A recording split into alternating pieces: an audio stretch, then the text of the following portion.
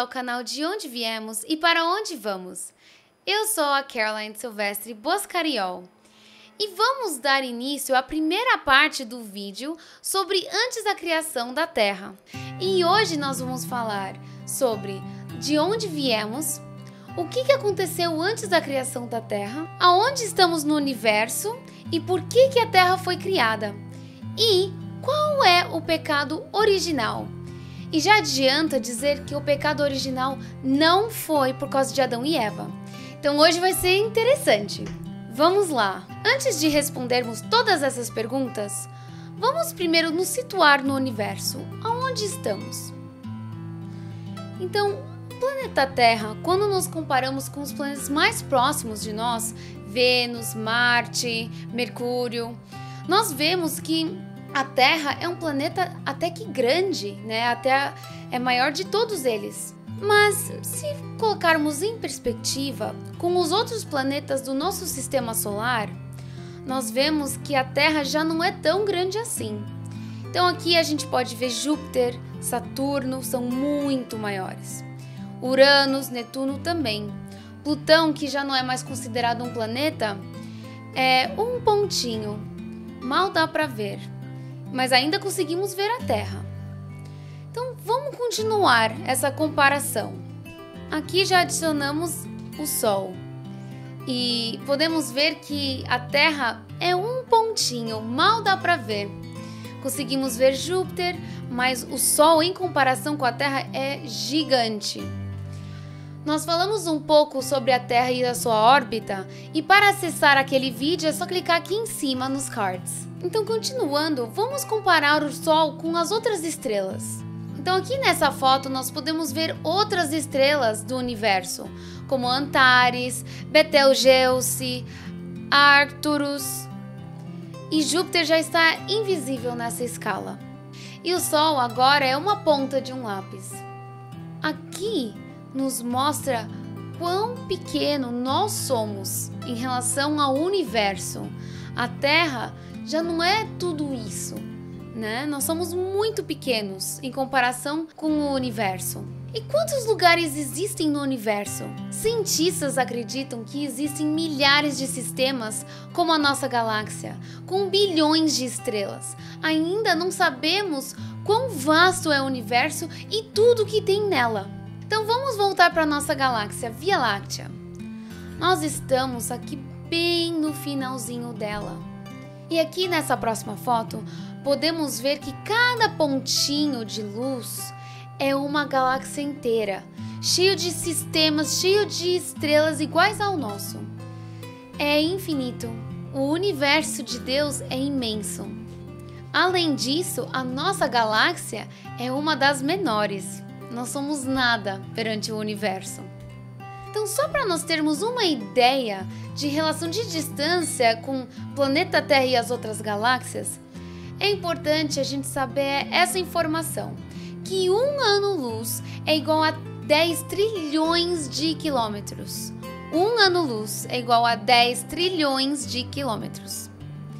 Então, vamos lá. Dito isso, nós temos a galáxia de Seyfert, que é 72 milhões de anos-luz da Terra.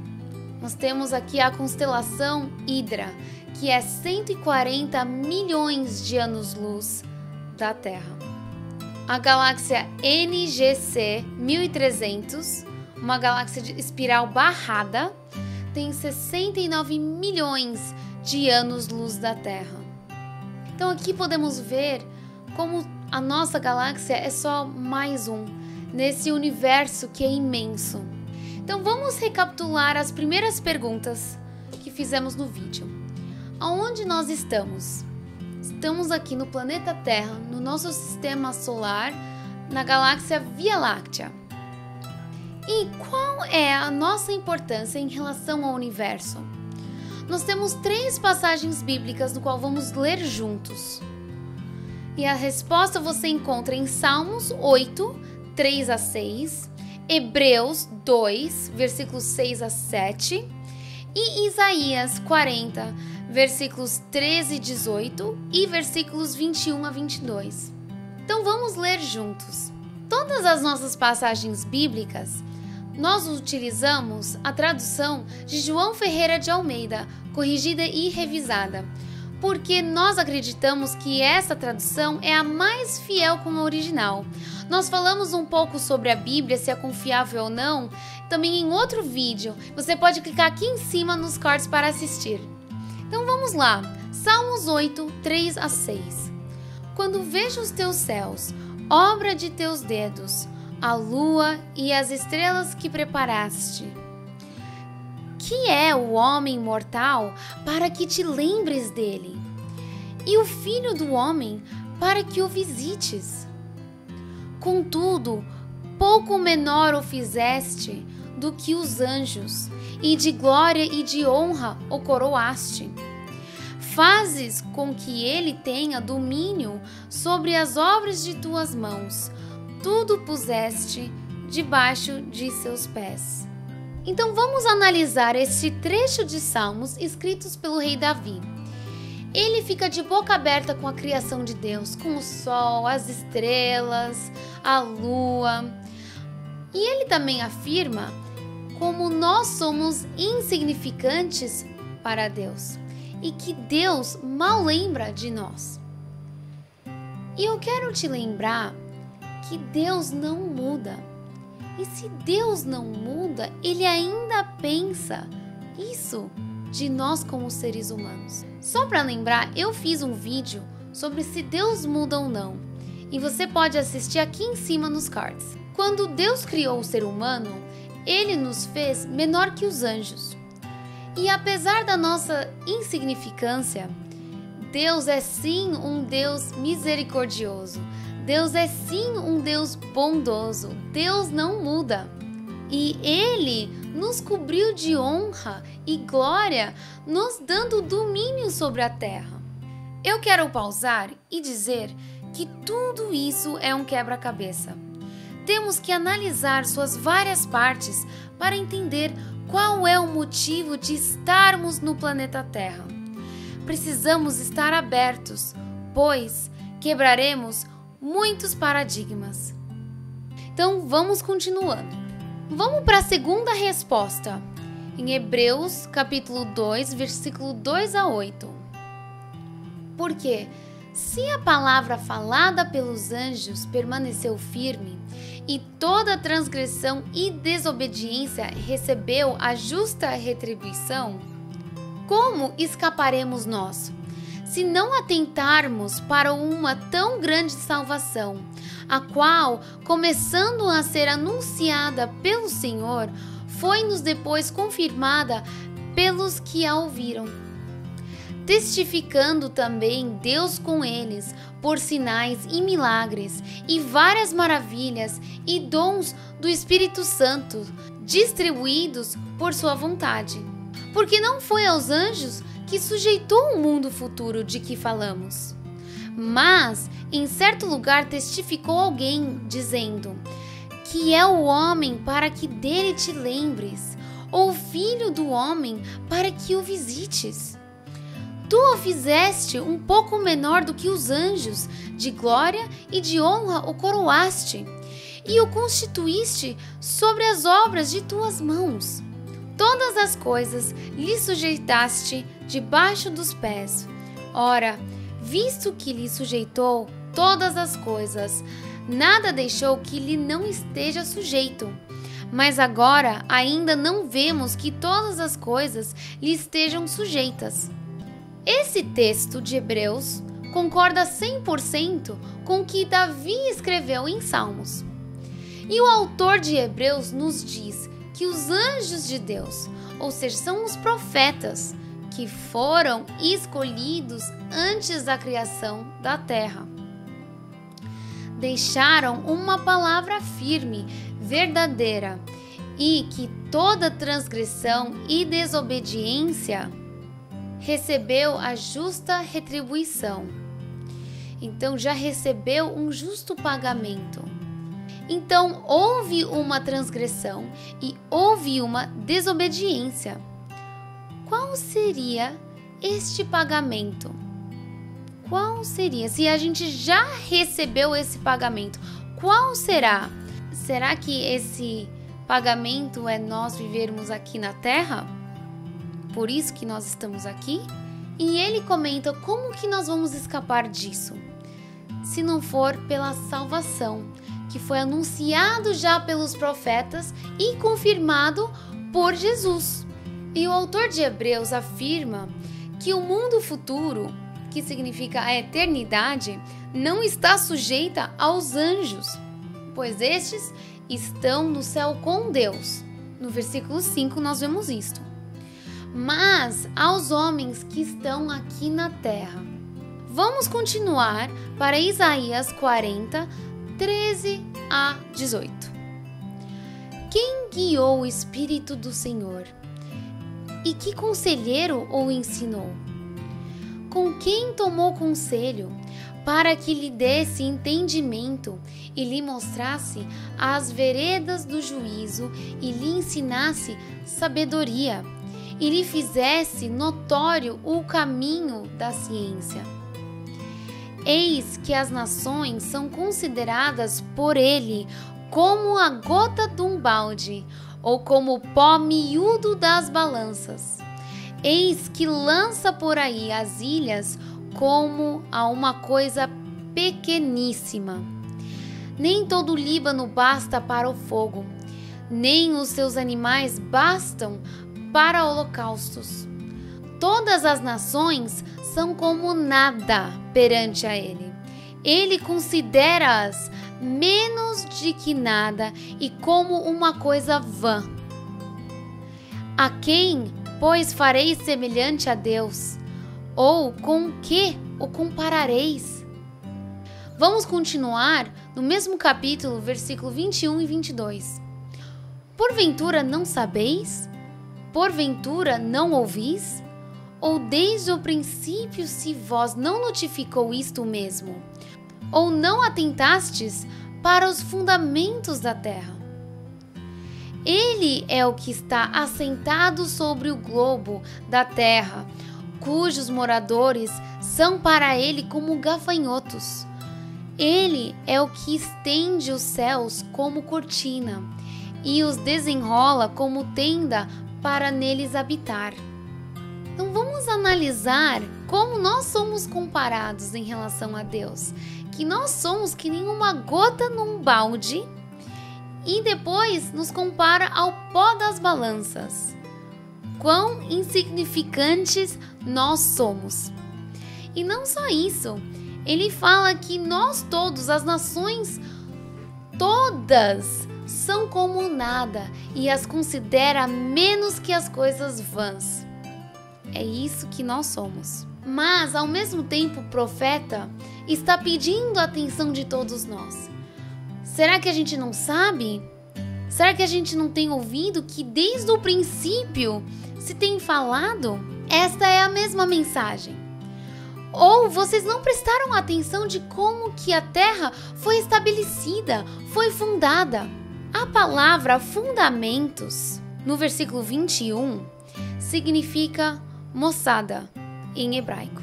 Significa estabelecer, foi fundada. Então Deus está sentado sobre a terra, nos observando, e somos como gafanhotos. Vamos segurar esses pensamentos. Vamos continuar com uma outra pergunta. Será que existe vida no universo? E o que a Bíblia fala sobre isso? Nós temos essas respostas também em 3 versículos bíblicos, que é João 14, versículo 2, e Hebreus 11, versículo 9 a 15, e Isaías 13, versículo 4 a 6. Então vamos lá. João 14, versículo 2. Jesus disse: na casa de meu pai há muitas moradas. Se não fosse assim, eu vô-lo teria dito. Vou preparar-vos lugar. E o que são moradas? São várias habitações e moradias. Na casa de Deus há muitas moradas. Na casa de Deus é no universo, cheio de sistemas solares como o nosso, cheio de galáxias e estrelas infinitos. na casa do meu pai há muitas moradas. Vamos continuar para Hebreus capítulo 11, versículo 9 a 15. Pela fé habitou na terra da promessa, como em terra alheia, morando em cabanas com Isaque e Jacó, herdeiros com ele da mesma promessa. Porque esperava a cidade que tem fundamentos, da qual o artífice e construtor é Deus. Pela fé também a mesma Sara recebeu a virtude de conceber e deu à luz já fora da idade, porquanto teve por fiel aquele que lhe tinha prometido. Pelo que também de um, e esse já amortecido, descenderam tantos, em multidão, como as estrelas do céu, e como a areia inumerável que está na praia do mar.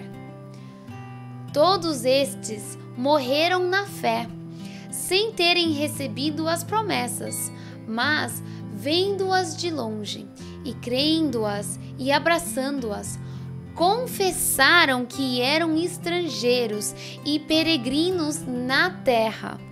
Guarda isso. Então vamos analisar os versículos 13, 14 e 15.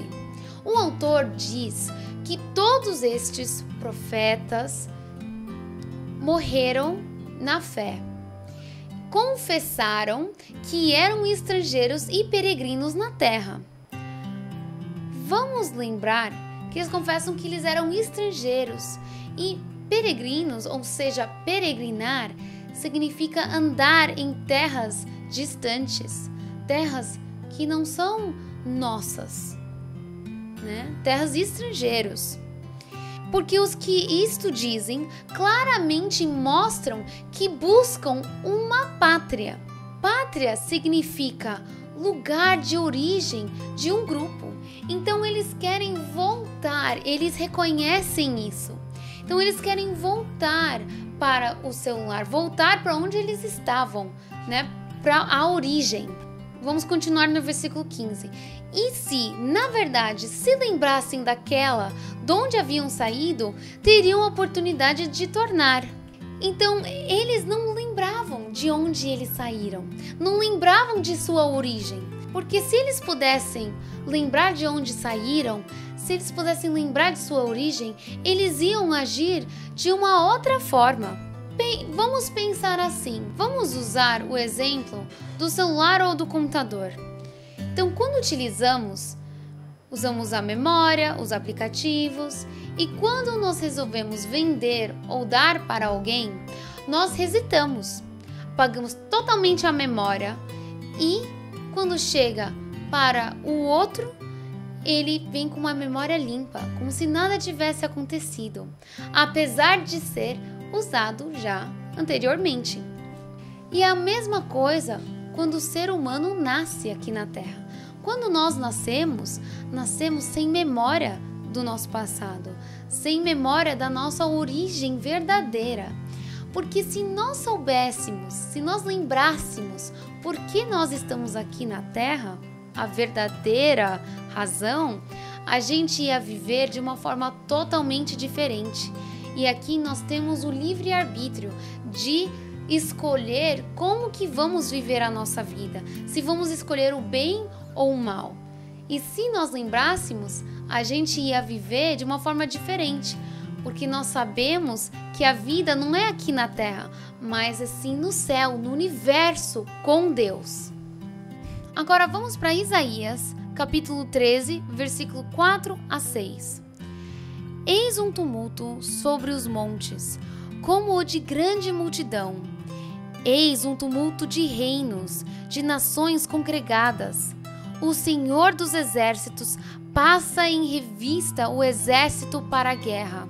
Vem de uma terra de longe, desde a extremidade do céu. O Senhor e os instrumentos de sua indignação para destruir toda aquela terra. Uivai, porque o dia do Senhor está perto. Virá do Todo-Poderoso como assolação. Então, analisando o texto, o profeta diz que no final dos tempos o Senhor dos Exércitos virá e que ele vem de uma terra de longe, de uma terra distante, na extremidade do céu, e com indignação virá destruir a terra. Então nós sabemos que a terra tem um tempo limite. Então, se ele vem de uma terra distante, existe sim vida no universo. E Deus está lá com os seus anjos. Existe sim vida fora do universo. O que vimos até agora é que nós somos para Deus como uma gota num balde de água. E que às vezes ele nem lembra de nós. Deus não muda. Mas Ele também é um Deus misericordioso e bondoso. E Ele nos ama e quer nos dar uma segunda chance aqui na Terra. Então, por que nós estamos aqui na Terra? Por que a Terra foi criada? O que aconteceu para ter a necessidade de criar o planeta Terra? É isso que nós vamos ver no próximo vídeo. Vamos responder qual foi o pecado original, que não foi o pecado de Adão e Eva. Então, isso nós vamos ver e analisar juntos no próximo vídeo. Qualquer dúvida que você tiver até agora, deixe nos comentários o que você acha sobre isso. É bem diferente do que ouvimos por aí em outras religiões, mas o que é demais é que todas essas respostas é pela mesma Bíblia de Deus, inspirado divinamente. Então ative o sininho para saber todas as novidades do canal, inclusive a segunda parte desse vídeo. Se você gostou desse vídeo, deixe o like e se inscreva no nosso canal. E também compartilhe para os seus amigos e familiares. Beijos e até a próxima!